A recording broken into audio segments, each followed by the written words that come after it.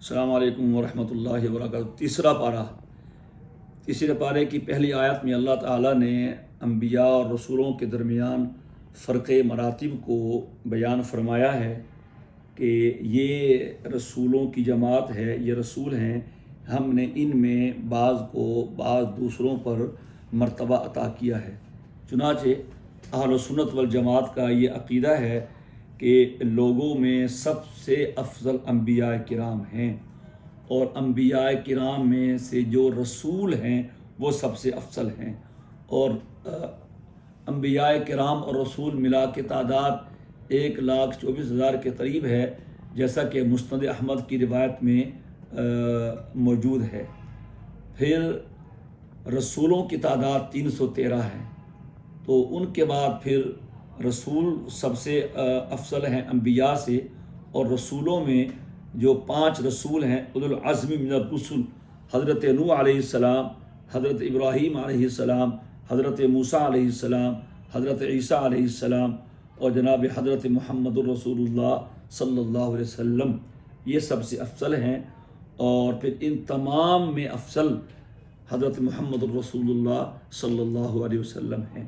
لیکن کسی نبی اور رسول کی فضیلت اس طرح بیان کرنا کہ کسی دوسرے کی نبی کی تنقیص لازم آئے، یہ غلط ہے، یہ جائز نہیں ہے۔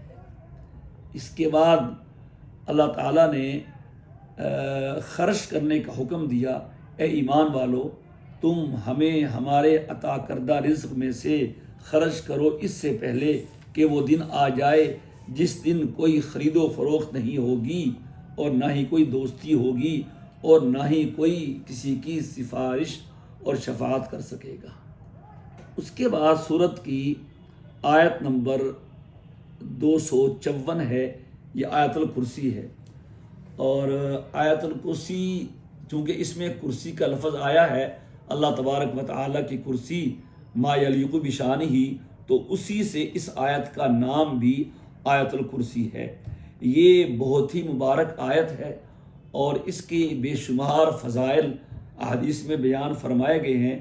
عام طور پہ ہر مسلمان کو یہ آیت یاد ہوتی ہے، اگر نہیں اس کو یاد کر لینا چاہیے۔ آفات سے، بلیات سے، ناخوشگوار واقعات پیش آنے سے بچنے کے لیے یہ صورت انتہائی اہم ہے، اور صبح و شام اس کی تلاوت سے انسان رات دن کے 24 گھنٹوں میں اللہ تعالیٰ کی طرف سے حفظ و امان میں آ جاتا ہے۔ اس آیت میں اللہ تعالیٰ کی صفات بیان کی گئی ہیں۔ الحی، القیوم، وہ زندہ ہے، قیوم ہے، ہر چیز کو قائم رکھے ہوئے ہے، وہ نیند اور اونگ سے پاک ہے، اور جو کچھ زمین و آسمان میں ہے اللہ ہی اس کا مالک ہے، اور اللہ کے ہاں اس کی اجازت کے بغیر کوئی اس کی سفارش نہیں کر سکتا، اور ساری مخلوق مل کر بھی اللہ کے علم کا ذرا سا بھی احاطہ نہیں کر سکتی، الا بما شاء، ہاں جو اللہ چاہے، اور اس کی کرسی نے آسمان و زمین کو اپنے احاطے میں لیا ہوا ہے۔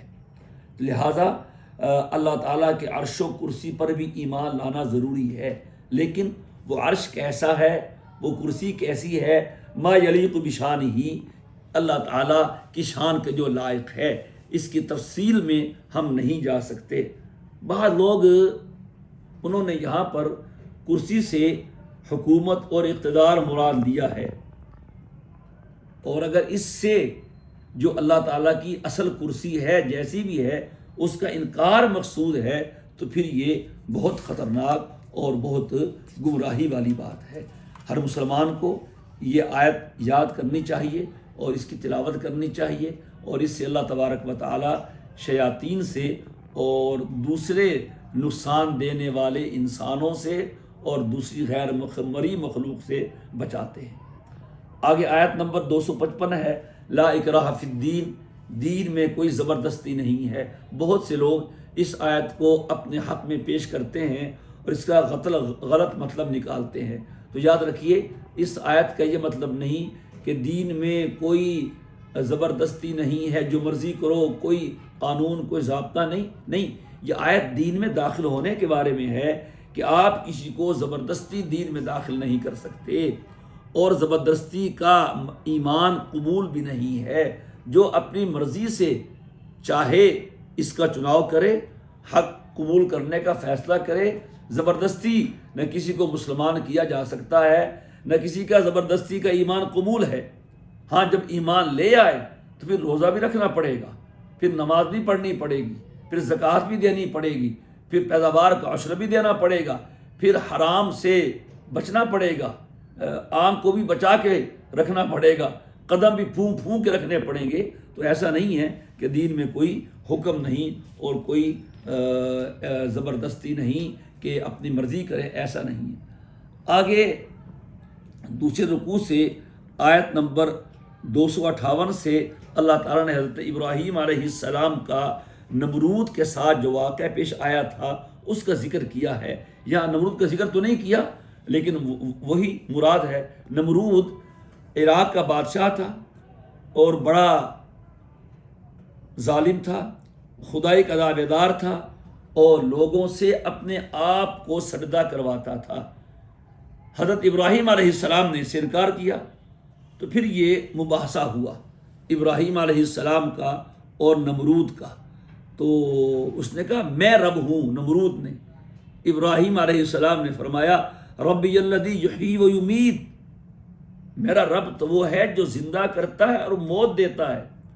اس کمبخت نے 2 قیدی منگوائے جیل سے جو موت کے قیدی تھے، اور ایک کو چھوڑ دیا اور دوسرے کو قتل کر دیا۔ کہا دیکھو میں نے جس کو چھوڑا اس کو زندہ کر دیا، گویا نئی زندگی دے دی، اور جس کو میں نے قتل کر دیا اس کو میں نے قتل کر دیا۔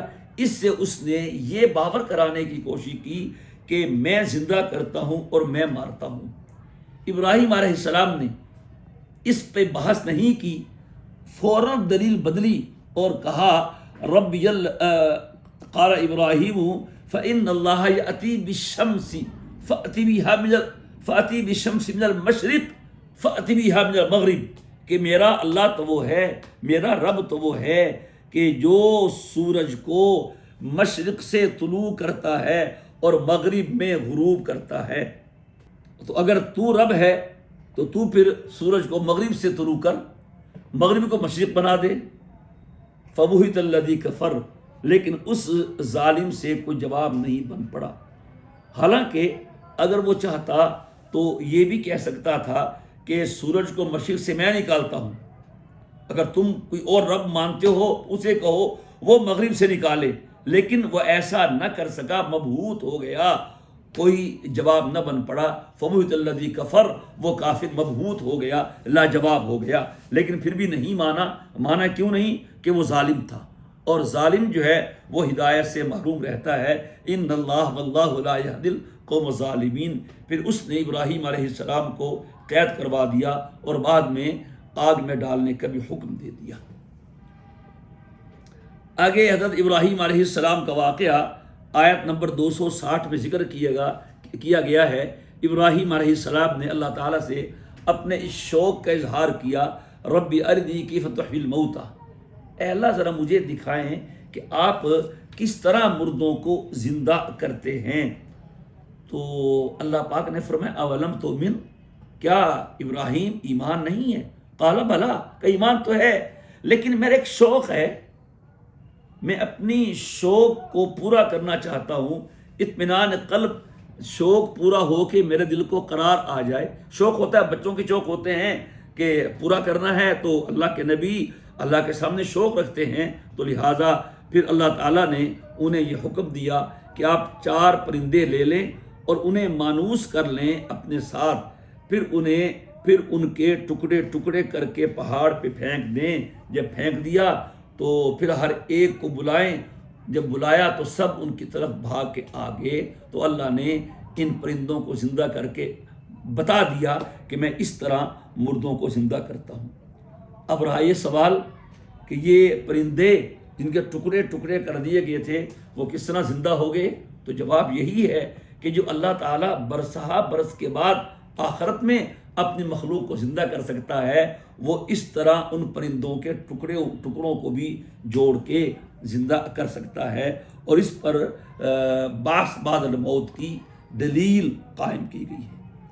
آیت نمبر 261 میں اللہ کے راستے میں خرچ کرنے کی فضیلت بیان کی گئی ہے، مثال دے کر کہ جو لوگ اللہ کے راستے میں اپنا مال خرچ کرتے ہیں تو ان کی مثال ایسے ہے جیسے وہ دانہ جو آدمی زمین میں اگاتا ہے، وہ زمین میں ڈال دیتا ہے، تو ایک دانہ جو ہے اس سے 7 سٹے نکلتے ہیں اور ہر سٹے میں 100 دانے ہوتے ہیں، تو ایک دانہ 700 دانوں کو لے کے آتا ہے۔ تو لہٰذا کم از کم اللہ کے راستے میں خرچ کرنے والے کا جو ثواب ہے وہ 700 گنا ہے کم از کم۔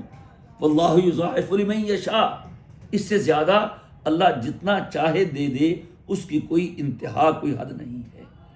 آیت نمبر 364 میں صدقات کے حوالے سے یہ ہدایت جاری کی گئی کہ اپنے صدقے کو احسان جتلا کے اور ایذا پہنچا کے ضائع مت کرو۔ تم نے صدقہ کسی کو دیا ہے تو اخلاص کے ساتھ دیا ہے نا، تو پھر اخلاص کا تقاضا یہ ہے کہ کسی پہ احسان تو نہیں کیا تو اس پر احسان نہ جتلاؤ اور لوگوں کو بتا کے اس کی عزت سے بھی نہ کھیلو۔ تو لہٰذا اس طرح کا صدقہ جس میں احسان جتلایا جائے تو وہ اللہ تعالیٰ کی بارگاہ میں قبول نہیں ہوتا، کیونکہ ایک تو اس میں اخلاص نہیں سمجھ میں آتا اور دوسرا اس میں تکلیف ہوتی ہے۔ آج کل اسی طرح جو لوگ یتیموں کو، بیواؤں کو کچھ فنڈ راشن دیتے ہیں اور پھر ان کی ویڈیو بنا کے اپلوڈ کرتے ہیں، پکچر بنتی ہیں اور وہ سوشل میڈیا پہ آتی ہیں، تو اس میں دونوں باتیں ہیں کہ گویا کہ احسان بھی ہو گیا کہ ہم نے اس بیوہ پہ احسان کیا، اس خاندان پہ، ان بچوں پہ، یتیموں پہ احسان کیا، اور پھر اس میں عذاب بھی ہے کہ ساری دنیا دیکھتی ہے کہ اس بیچاری پردہ دار خاتون کو اس طرح سے باہر بلا کے اس کو 2 ٹکے 2 روپے دیے گئے ہیں۔ تو لہٰذا اس آیت کے روح سے ایسا کرنا بالکل غلط ہے، نہیں کرنا چاہیے۔ آیت نمبر 267 میں اللہ تعالیٰ نے خرچ کرنے کا حکم دیا ہے، یا ایھا الذین آمنوا انفقوا من طیبات ما کسبتم ومما اخرجنا لکم من الارض، کہ جو ہم نے تمہیں دیا ہے اپنے رزق میں سے، جو تم نے کمایا ہے وہ خرچ کرو، اور جو ہم نے تمہارے لیے زمین سے نکالا ہے، یعنی زکوٰۃ کا حکم بھی ہے اور پیداوار سے دینے کا حکم بھی ہے، اس میں عشر کا بھی حکم دیا گیا ہے۔ تو جو ذمہ دار ہیں، جو پیداوار اٹھاتے ہیں، وہ گندم کی ہو، وہ جو کی ہو، وہ چنے کی ہو، وہ کینو کی ہو، وہ کماد کی ہو، کوئی بھی پیداوار ہو، ہر قسم کی پیداوار پر عشر بھی واجب ہے اور کاروبار کے سامان پہ زکوٰۃ بھی واجب ہے، تو اس حکم پہ بھی عمل کرنا چاہیے۔ آگے آیت نمبر 271 میں فرمایا گیا، ان تبدوا الصدقات فنعما ہی وان تخفوها وتؤتوها الفقراء فهو خیر لکم۔ یہ صدقہ دینے کے بارے میں 2 طریقے ذکر کیے گئے کہ تم صدقات ظاہر بھی کر سکتے ہو، دکھا کے دو، اور ان کو چھپا کر بھی دو، لیکن چھپا کے دینا زیادہ بہتر ہے۔ حضرت عمر فاروق رضی اللہ تعالیٰ عنہ کے بارے میں ان کے حالات میں لکھا ہے کہ جب انہوں نے کسی کو صدقہ دینا ہوتا تو دور چلے جاتے، اس شخص کو دیتے جو انہیں نہ پہچانتا ہوتا، تاکہ کسی پہ احسان نہ بنتا کہ عمر نے دیا ہے۔ لیکن اگر کسی موقع پہ مالی تعاون کرنے کا اظہار کرنے سے لوگوں کو ترغیب ہوتی ہو، لوگوں کو دعوت ہوتی ہو کہ فلاں صاحب دے رہے ہیں 1,00,000 روپیہ، مجھے بھی کم از کم 90,000 تو دینا چاہیے، فلاں نے 1 کروڑ دیا ہے، 50 لاکھ تو مجھے بھی دینا چاہیے، اگر اس قسم کی صورتحال ہو تو اس موقع پر صدقے کو ظاہر کر کے دینا بھی اس حوالے سے زیادہ ثواب ہوگا کہ لوگوں کے لیے دعوت بنے گی۔ لیکن عام ضابطہ صدقے کے بارے میں چھپا کر دینے کا ہی ہے۔ آگے آیت نمبر 273 ہے، اس میں اللہ تبارک و تعالیٰ نے یہ اصحاب صفہ کے بارے میں یہ فرمایا کہ جو لوگ علم دین کے لیے اپنے گھروں کو چھوڑ کر گویا کہ محصور ہو گئے ہیں اور مسجد نبوی کے ساتھ جو بنا ہوا چبوترا ہے صفہ، وہاں رہتے ہیں، ان کا کوئی کسب کا سلسلہ نہیں تھا، تو ان کے ساتھ تعاون کی گویا ترغیب دی گئی ہے۔ لوگ چونکہ وہ لوگوں سے مانگتے نہیں ہیں، بڑے خوددار ہیں اور وہ سوال بھی نہیں کرتے، تو ان کو دینا گویا کہ یہ زیادہ باعث اجر و ثواب ہے، اور ان کو دینے کی ترغیب بھی گویا کہ دی گئی ہے۔ اس کے بعد آیت نمبر 275 ہے سود کے بارے میں، کہ جو لوگ سود کھاتے ہیں تو قیامت کے دن ایسے کھڑے ہوں گے جیسے کہ کوئی مخبوط الحواس ہوتا ہے، کوئی جس کو جن چمٹ گیا ہو، کیونکہ دنیا میں سود خور جو ہے وہ مال کی ہوس میں ایسے ہو جاتا ہے گویا کہ دیوانہ ہو گیا، پاگل ہو گیا، تو یہ اس کی حالت قیامت کے دن ظاہر کی جائے گی۔ آگے لوگ کہتے تھے انما البیع مثل الربا، کہ جی یہ بھی تو ایک کاروبار ہی ہے، تو شریعت نے سود کو ناجائز قرار دیا ہے، اور سود کے بارے میں یہ آیت بڑی مفصل اور واضح ہیں۔ تو سود کے بارے میں تھوڑی سی تفصیل سمجھ لیجئے۔ عربی میں اس کو ربا کہا جاتا ہے، اردو میں سود کہا جاتا ہے۔ ربا کا اصل معنی تو زیادتی اور اضافہ ہے، اور اصطلاح شرع میں سود اور ربا اس زیادتی کو کہتے ہیں جو ایک قرض خواہ اپنے قرض دار سے اصل رقم کے علاوہ ایک طے شدہ شرح کے مطابق وصول کرے۔ اس کو ربا نسیہ بھی کہا جاتا ہے، یعنی ادھار والا سود۔ اور سود کی ایک دوسری قسم بھی ہے، وہ سودی اشیاء ہیں جنہیں اموال ربویہ کہا جاتا ہے، مثلا گندم ہے، جو ہے، سونا ہے، چاندی ہے، کھجور ہے، ان کا آپس میں تبادلہ ہو اور زیادتی کے ساتھ ہو، 2 کلو کھجور دے کے 3 کلو کھجور لینا، یہ بھی سود ہے، یہ ربا الفضل کہلاتا ہے۔ اب یہ جو تجارت میں کیا ہوتا ہے، تجارت میں اشیاء کے باہمی تبادلے سے منافع کمایا جاتا ہے، اور سود میں خود سرمایہ کو سرمایہ کے حصول کا ذریعہ قرار دیا جاتا ہے۔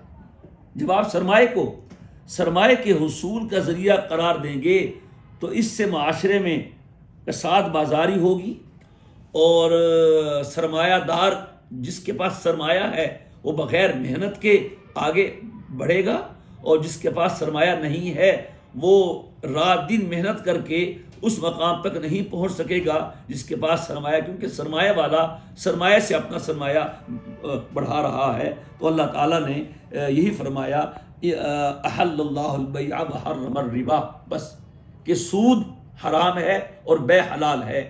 ہم نے جو فیصلہ کر دیا یہ اٹل فیصلہ ہے، سمجھایا نہیں تو معلوم ہوا۔ اگر کوئی شریعت کا حکم سمجھ میں نہ آئے تو بھی اس کو ماننا اور اس پہ عمل کرنا ضروری ہے۔ آگے اللہ پاک نے فرمایا یمحق اللہ الربا ویربی الصدقات، اللہ تعالیٰ سود کو مٹا دیتا ہے اور صدقے کو بڑھا دیتا ہے۔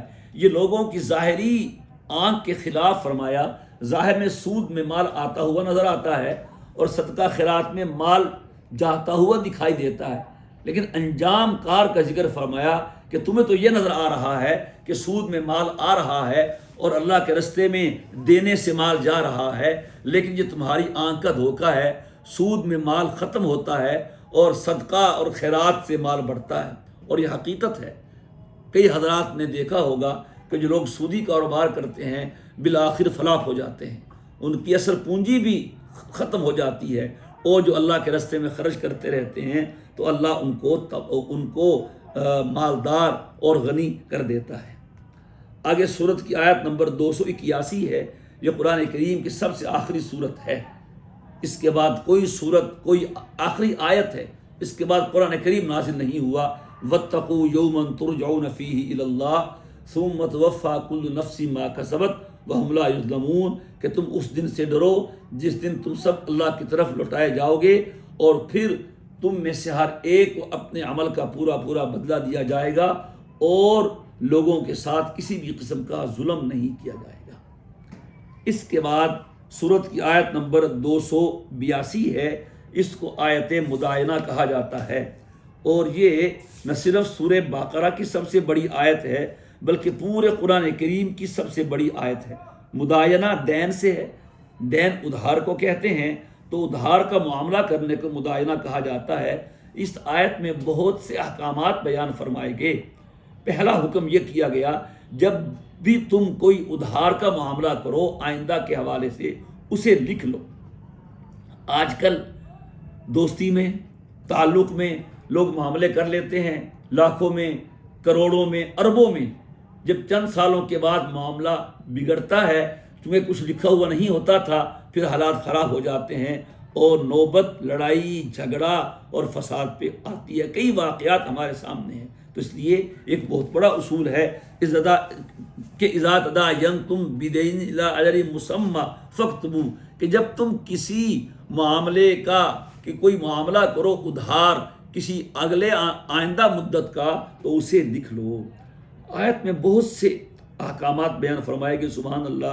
جب کوئی بھی ادھار خرید و فروخت کا معاملہ کیا جائے تو اس کو یوں ہی نہ چھوڑا جائے، بلکہ اس کی مدت بھی متعین کی جائے، اور مدت کے تعین کے بغیر ادھار کا معاملہ بھی نہ کیا جائے، اور اس کو لکھا جائے، ٹھیک ہے، اور لکھنے کے لیے جسے کہا جائے وہ اس سے انکار نہ کرے، اور لکھتے ہوئے اللہ تعالیٰ کا خوف پیش نظر رکھے۔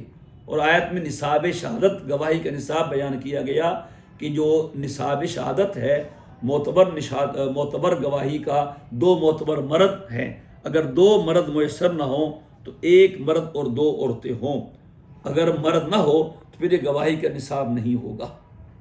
اور اگر کوئی گواہ ہو کسی معاملے کا تو اس کو عدالت طلب کرے تو اسے گواہی دینے سے انکار نہیں کرنا چاہیے۔ ہاں اگر کوئی تجارتی لین دین نقد کا ہے، ادھار کا نہیں، تو اسے لکھنا ضروری نہیں ہے۔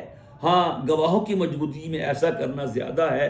اگر کل کو کوئی مسئلہ بن سکنے کا خطرہ ہو تو پھر نقد معاملے کو بھی لکھ لینا بہتر ہی معلوم ہوتا ہے۔ اس کے بعد سورہ بقرہ کی آخری 2 آیتیں ہیں، آمن الرسول بما انزل الیہ من ربہ والمؤمنون۔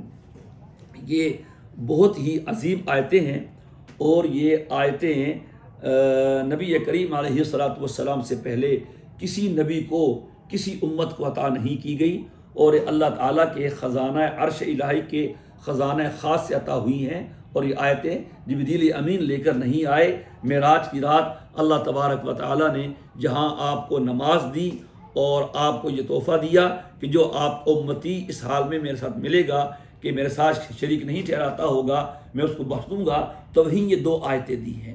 اور یہ فرمایا حضور نے جو آدمی ان 2 آیتوں کو رات کے وقت پڑھ لے روزانہ کا فتح ہو تو اس کے لیے کافی ہو جاتی ہیں، یعنی رات بھر جاگنے سے کافی ہو جاتی ہیں، رات میں ناخوشگوار واقعات پیش آنے سے کافی ہو جاتی ہیں، رات کسی چور ڈاکو کے آنے سے، کسی بلا اور کسی بھی مصیبت کے آنے سے کافی ہو جاتی ہیں۔ تو ان آیتوں کو ہر مسلمان کو یہ آیتیں یاد ہونی چاہیے، اور ان آیتوں کو باقاعدگی کے ساتھ ہر نماز کے بعد پڑھیں تو سبحان اللہ، وگرنہ کم از کم رات کو سونے سے پہلے ضرور پڑھ لینا چاہیے۔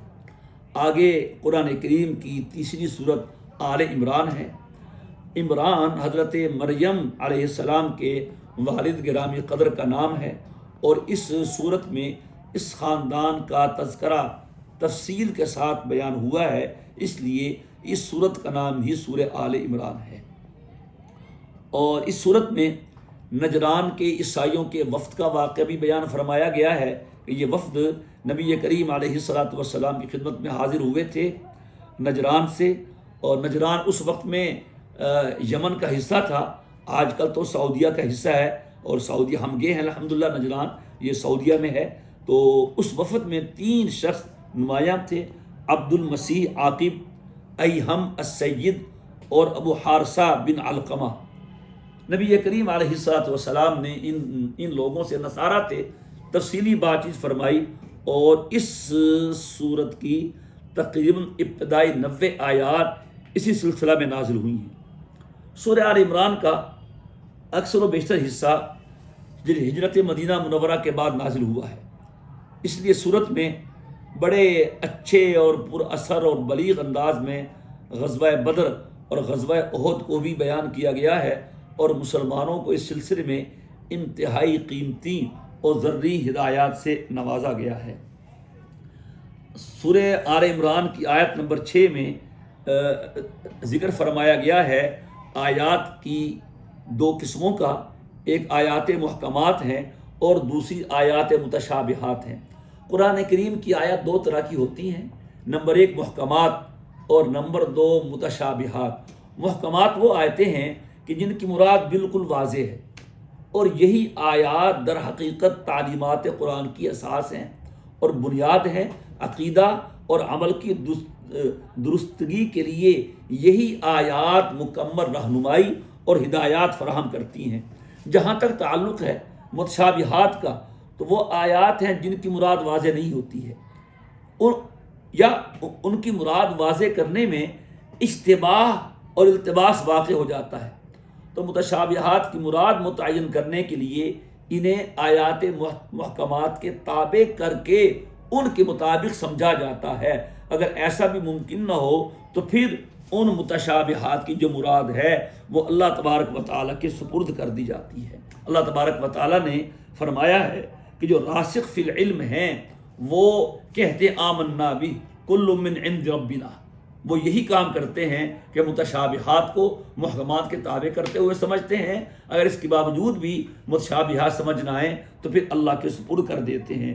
جیسے اللہ کا ہاتھ ہے، اللہ کی پنڈلی ہے، عیسیٰ کلمت اللہ ہے، عیسیٰ روح منہ ہے، اس قسم کی چیزیں۔ اور وہ لوگ جن کے دلوں میں کج روی ہے تو وہ متشابہات کے پیچھے پڑتے ہیں اور اس کے نتیجے میں گمراہ ہوتے ہیں۔ آیت نمبر 8 میں اللہ تعالیٰ نے دعا کا ذکر کیا کہ جو راسخین فی العلم ہیں وہ یہ دعا کرتے ہیں، بہت عظیم دعا ہے یہ دعا، قرآنی دعا سب یاد کرنی چاہیے۔ ربنا لا تزغ قلوبنا بعد اذ ہدیتنا وہب لنا من لدنک رحمہ انک انت الوہاب، کہ کہیں علم ہماری گمراہی کا ذریعہ نہ بن جائے۔ تو اس کے لیے یہ دعا بہت ہی مؤثر ہے اور کارگر ہے۔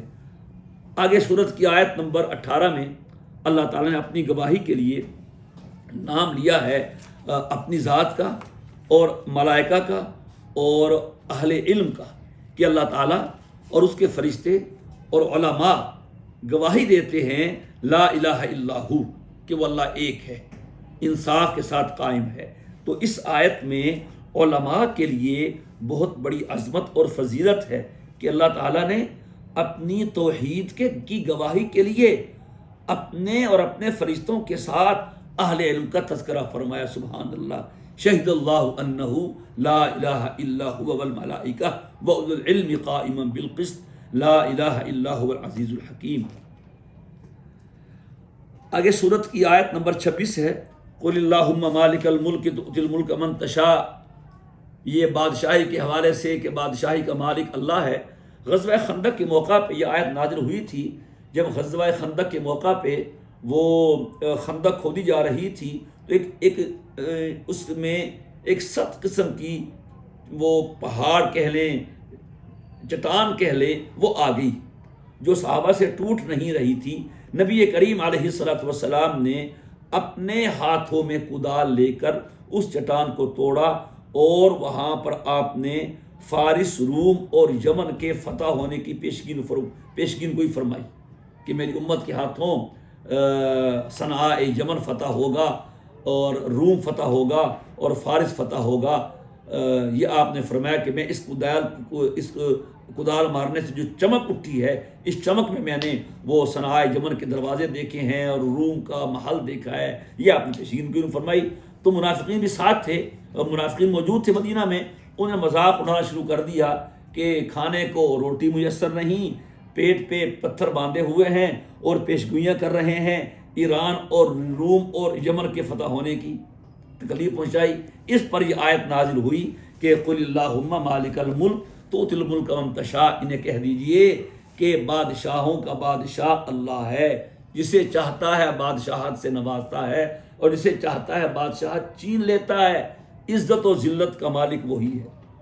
لہذا آج اگر خندق کھودنے والے فاقہ مست جو بظاہر بے یار و مددگار ہیں، کل انہیں ایران کی، روم کی اور یمن کی حکومت مل جائے تو بعید نہیں، کیوں؟ حکومتیں دینے والا اللہ ہے۔ چنانچہ ایسا ہی ہوا، نبی کریم علیہ السلام کی یہ پیشین گوئی حرف بحرف پوری ہوئی اور خلفائے راشدین کے زمانے میں یہ تینوں سلطنتیں ان اسلام کے زیر نگی آئیں۔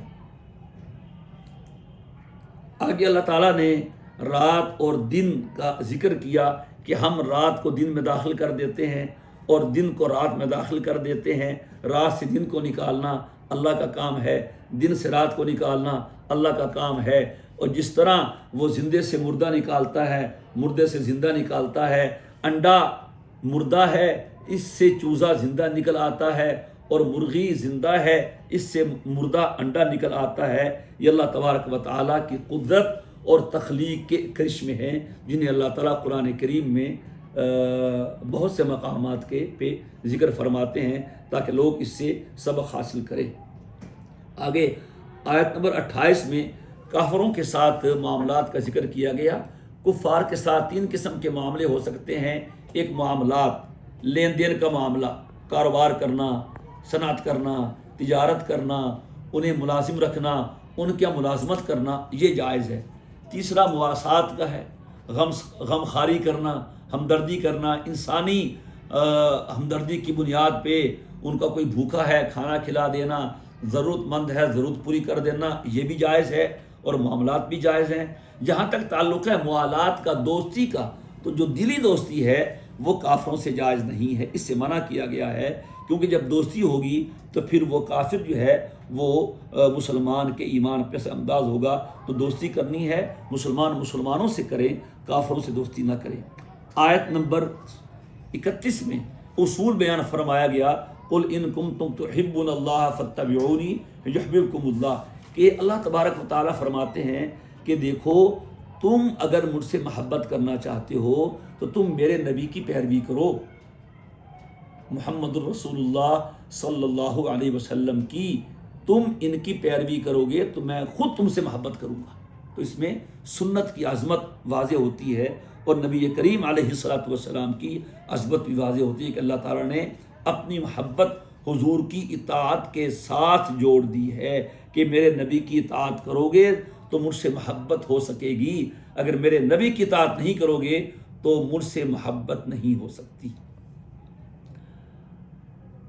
آگے اس سورت کی آیت نمبر 35 سے لے کے آگے کی آیتوں میں حضرت عمران اور حضرت مریم کا واقعہ ذکر کیا گیا۔ حضرت عمران جو ہیں حضرت مریم کے والد تھے اور عیسیٰ علیہ السلام کے نانا تھے، اور ان کی جو بیوی تھی عمران کی، ان کا نام تھا حنہ بنت فاقوزہ۔ حنہ بنت فاقوزہ جو حضرت مریم کی والدہ تھیں اور عمران کی بیوی تھی، تو انہوں نے منت مانی کہ میرے پیٹ میں جو بچہ ہے میں اسے اللہ کے نام پہ آزاد کرتی ہوں، یہ تمام مشاغل سے یکسو ہو کر عبادت کرے گا اور بیت المقدس کی خدمت کرے گا۔ چنانچہ لڑکی پیدا ہو گئی، نے اسے وقف کر دیا عبادت کے لیے منت کے مطابق۔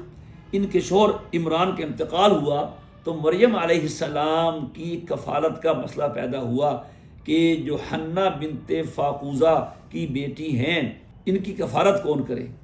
اس زمانے میں قرعہ اندازی کے لیے رائے طریقے کے مطابق قلموں کے ذریعے سے قرعہ اندازی کی گئی۔ حضرت زکریہ علیہ السلام جو حضرت مریم کے خالو بھی تھے، ان کا قلم پانی کے بہاؤ پر بہنے کی بجائے الٹا پھر گیا، بہاؤ کے برخلاف۔ یہ اس بات کی علامت تھی کہ قرعہ ان کے نام نکلا۔ چنانچہ حضرت زکریہ علیہ السلام مریم علیہ السلام کے ولی اور سرپرست قرار پائے۔ جب حضرت زکریہ ان کی دیکھ بھال کے لیے ان کی عبادت گاہ میں آئے تو دیکھا ان کے پاس بے موسمی پھل ہیں، تو جو انہوں نے اپنے آنکھ سے بے موسمی پھل دیکھے تو پوچھا، یا مریم انا لکی ھذا، یہ کہاں سے؟ قالت هو من عند اللہ، یہ اللہ کی طرف سے۔ تو ہنالک دعا زکریا ربا، یہاں حضرت زکریا علیہ السلام کو بے موسمی پھل دیکھ کر اپنے لیے بھی اولاد کا تقاضا پیدا ہوا کہ جس طرح اللہ مریم کو بے موسمی پھل عطا کر سکتا ہے، وہ بڑھاپے میں اور میری بیوی کے بانجھ ہونے کے باوجود ہمیں بھی پھل یعنی اولاد سے نواز سکتا ہے۔ چنانچہ انہوں نے دعا کر ڈالی، ربی حبلی من لدنک ذریۃ طیبہ۔ اس سے معلوم ہوا کہ دعا اپنے حالات کو دیکھ کر نہیں مانگنی چاہیے، بلکہ دعا اللہ کو دیکھ کے مانگنی چاہیے۔ میں بوڑھا ہوں، میری بیوی بانجھ ہے، اولاد نہیں ہو سکتی، دعا نہیں کرتے، نہیں اللہ تو دے سکتا ہے۔ یہی دعا کا اپنا ادب ہے کہ دعا حالات کو دیکھ کر نہیں مانگنی چاہیے، بلکہ اللہ تعالیٰ کی قدرت کو مانگی۔ چنانچہ اللہ پاک نے دعا کو قبول فرمایا تو فرشتہ آ گیا خوشخبری کے لیے، تو کہنے لگے کہ کیسے ہوگا بیٹا، یعنی مطلب یہ تھا کہ ایسے ہی میں بوڑھا ہی رہوں گا اور میری بیوی بانجھ ہی رہے گی، یا ہم دونوں جوان ہوں گے؟ تو جواب رانی ایسے ہی ہوگا جیسے ہو۔ چنانچہ ان کا بیٹا پیدا ہو گیا۔ اللہ تبارک و تعالیٰ یہ سارے قصے بیان کرنے کے بعد فرماتے ہیں ذالک من انباء الغیب نوحی الیک، دیکھیے اے میرے نبی یہ غیب کی خبریں ہیں جو ہم آپ کی طرف وحی کر رہے ہیں۔ جب وہ لوگ اپنی قلمیں دریا میں ڈال رہے تھے کہ کون مریم کا کفیل بنے، آپ تو وہاں نہیں تھے، اور جب اس معاملے میں جھگڑ رہے تھے آپ تو وہاں نہیں تھے، اب آپ بیان کر رہے ہیں نا، تو ہم آپ کو یہ وحی کے ذریعے غیب کی خبریں دے رہے ہیں تو آپ بیان کر رہے ہیں، آپ عالم الغیب نہیں ہیں۔ چنانچہ یہاں پر کوئی وہم ہو سکتا تھا کہ شاید کوئی کہہ دے اللہ کا نبی عالم الغیب ہے، تو اللہ تبارک و تعالیٰ نے فوراً اس کی تردید فرما دی اور کہہ دیا تو ہم بتا رہے ہیں آپ تو وہاں موجود نہیں تھے اور آپ عالم الغیب نہیں ہیں۔ آگے آیت نمبر 55 میں عیسیٰ علیہ السلام کی وفات کے بارے میں اور ان کو آسمانوں پہ اٹھانے کے بارے میں ذکر کیا کہ اللہ تعالیٰ نے عیسیٰ علیہ السلام کو آسمانوں پہ زندہ اٹھایا ہوا ہے اور ان کی وفات آئے گی جب آئے گی۔ ہوا یہ تھا یہودی عیسیٰ علیہ السلام کے مخالف تھے، انہیں طرح طرح کے الزامات دیتے تھے معاذ اللہ، چنانچہ انہوں نے بالآخر یہودیوں نے عیسیٰ علیہ السلام کو سولی پہ چڑھانے کا منصوبہ بنا لیا، اور جس رات سولی پہ چڑھانا تھا ایک کمرے میں بند کر دیا۔ اللہ تبارک و تعالیٰ نے عیسیٰ علیہ السلام کو آسمانوں پہ اٹھا لیا اور یہودیوں کے ایک شخص کو عیسیٰ علیہ السلام کا ہم شکل بنا دیا۔ اللہ تو کر سکتا ہے۔ جب صبح ہوئی تو یہودیوں نے اس یہودی ہم شکل کو عیسیٰ سمجھ کے پھانسی دے دی۔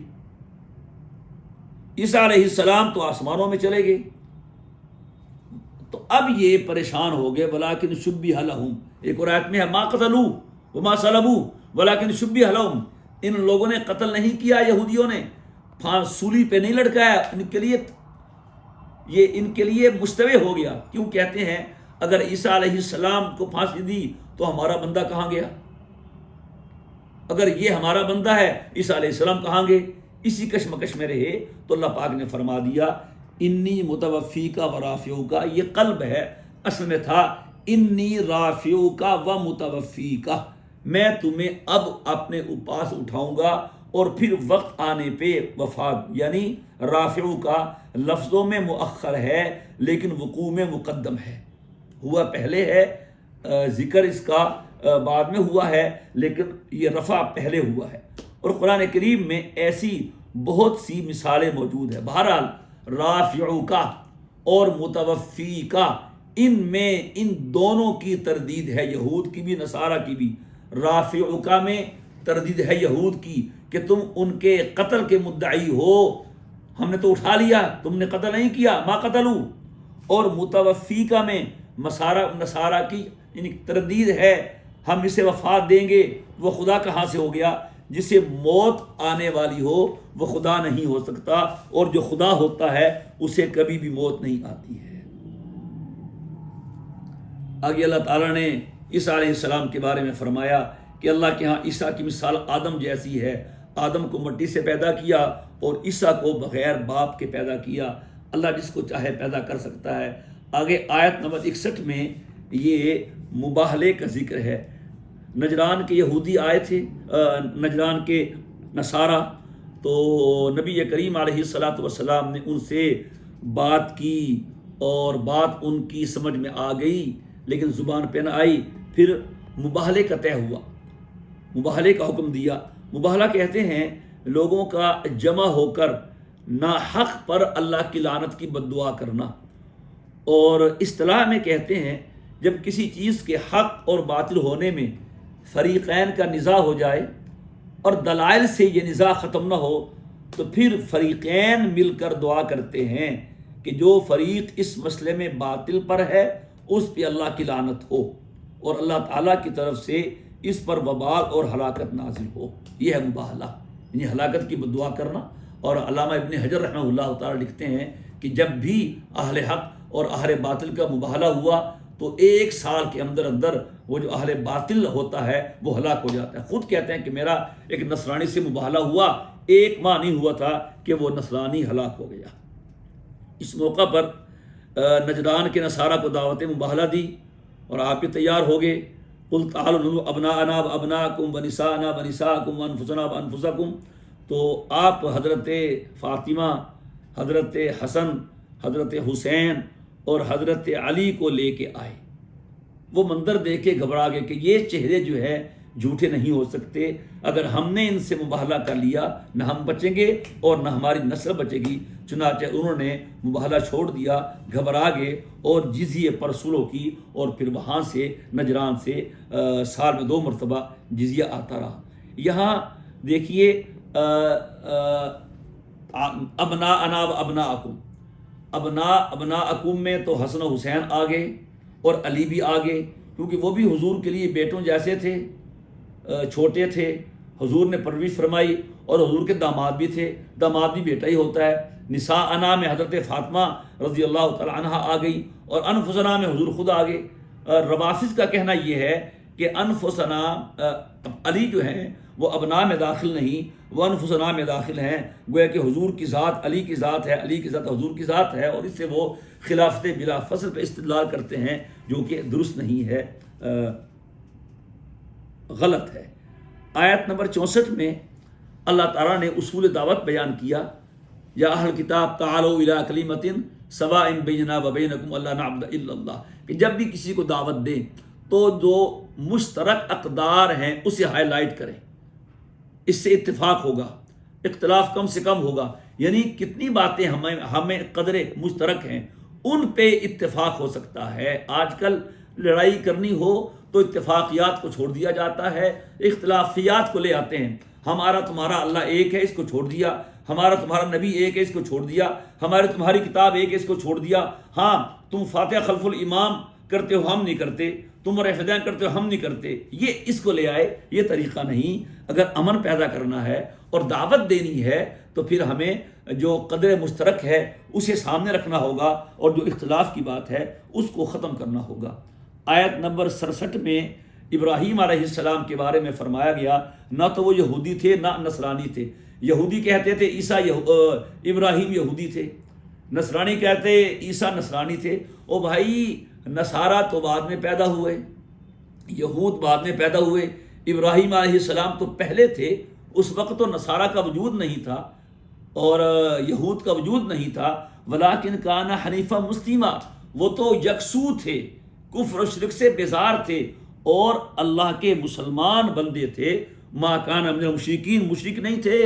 یہ ان پہ رد ہے. کم وقت ہو او یہودی ہو، تم تو مشرک ہو، اور نصارہ تم تو مشرک ہو اور کہتے ہو کہ ابراہیم یہودی تھے، ابراہیم نصرانی تھے. تو کیا مطلب وہ مشرک تھے؟ ما کان من المشرکین، وہ تو مشرک نہیں تھے. آگے اللہ تعالیٰ نے آیت نمبر 77 میں ان لوگوں کے لیے وعید بیان کی ہے کہ جو اللہ کے عہد کو اور اس کے ایمان کو تھوڑے سے پیسوں کے بدلے میں بیچ دیتے ہیں. اس میں اہل علم کے لیے ہے. غلط مسئلہ بیان کر دینا، پیسے لے کے فتویٰ لینا، غلط سلط باتیں کر دینا، بغیر تحقیق کے مسئلہ بیان کر دینا بہت بڑی زیادتی ہے. ٹھیک ہے، تو ان کے لیے کیا ہے؟ لا خلاق لهم فی الآخرہ، ان کا آخرت میں کوئی اجر نہیں ہوگا اور اللہ ان سے بات بھی نہیں کرے گا اور اللہ قیامت کے دن ان کی طرف نظر کرم بھی نہیں کرے گا اور انہیں پاک نہیں کرے گا کہ عذاب سے بچائے، بلکہ انہیں عذاب ہوگا. آگے آیت نمبر 81 میں یہ ذکر ہے اس عہد کا جو اللہ تعالیٰ نے ہر نبی سے لیا ہے. دنیا میں آنے سے پہلے اللہ تعالیٰ نے ہر انسان سے عہد لیا. عالم الست میں الست بربکم قالوا بلا، ٹھیک ہے، کیا میں تمہارا رب نہیں ہوں؟ سب نے کہا آپ ہمارے رب ہیں. تو ہر نبی سے الگ وعدہ لیا گیا، اس کے علاوہ دوسرا یا تو عالم ارواح میں لیا گیا یا دنیا میں لیا گیا، اور یہ کہا گیا کہ تمہارے پاس میرا رسول آئے، تم اس کی تصدیق کرو گے اور اس پہ ایمان لاؤ گے۔ حضرت ابن عباس رضی اللہ تعالی عنہما اور حضرت علی رضی اللہ تعالی عنہم سے منقول ہے اس آیت میں جو رسول ہے ثم جاءکم رسول، اس سے نبی کریم صلی اللہ علیہ وسلم مراد ہیں کہ ہر نبی کو پابند کیا گیا اگر تمہارے ہوتے ہوئے میرا وہ رسول یعنی محمد الرسول اللہ صلی اللہ علیہ وسلم آ جائیں تو تم لتؤمنن بہ ولتنصرن، تم ان پر ایمان بھی لاؤ گے اور ان کی نصرت بھی کرو گے۔ اور ہر نبی سے یہ عہد لیا گیا، ہر نبی سے، نبی کریم علیہ الصلوۃ والسلام سے نہیں لیا گیا۔ اس سے معلوم ہوا کہ آپ کے بعد کوئی نبی نہیں، آپ کے بعد کوئی نبی نہیں، مگر آپ سب کو بھی کہا اگر آپ کے بعد کوئی نبی ہوتا تو آپ سے بھی عہد لیا جاتا کہ آپ بھی عہد کریں کہ آپ کے بعد جو نبی جو رسول آئے گا آپ اس پہ ایمان لائیں گے۔ تو یہ آیت نبی کریم علیہ الصلوۃ والسلام کے خاتم النبیین ہونے کی دلیل ہے۔ اب رہی بات، اللہ تعالیٰ کو تو معلوم تھا کہ اللہ کے نبی نے اپنے زمانے میں آنا ہے، کسی نبی کی موجودگی میں نہیں آنا، تو پھر انبیاء سے وعدہ کیوں لیا گیا؟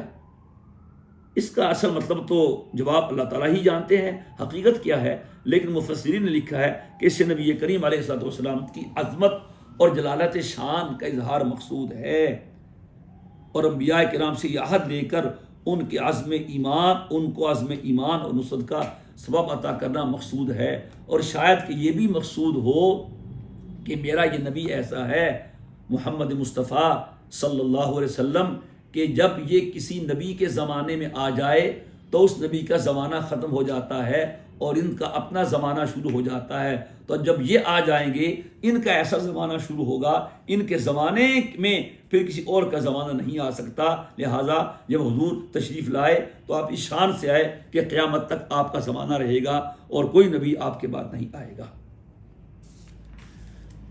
پھر یہ آخری جو آیت ہے اس پارے کی، آیت نمبر 91، اس میں اللہ تعالیٰ نے یہ کہا ہے کہ جو لوگ کافر ہیں اور کفر پہ ڈٹے رہے اور کفر پہ ان کی موت آئی تو ان کی توبہ قبول نہیں ہے۔ اگر وہ کفر میں مر جائیں توبہ تب ہوتی ہے کہ اللہ تبارک و تعالیٰ ان کی توبہ اس وقت قبول کرتا ہے جب وہ توبہ کریں، الا الذین تابوا من بعد واصلحوا، لیکن جو لوگ کفر کرے ایمان کے بعد پھر کفر میں بڑھتے رہے توبہ قبول نہیں ہوگی، اور جنہوں نے کفر کیا اور مر گئے کفر میں ان کی توبہ قبول نہیں ہوگی۔ اس سے معلوم ہوا کہ جو آدمی کفر پہ مر جائے تو وہ اس کی توبہ قبول نہیں ہوتی ہے، وہ ہمیشہ کے جہنم کے عذاب میں رہتا ہے۔ اللہ تبارک و تعالی ہمیں ایمان پہ ثابت قدم رہنے کی توفیق عطا فرمائے۔ وآخر دعوانا ان الحمد للہ رب العالمین۔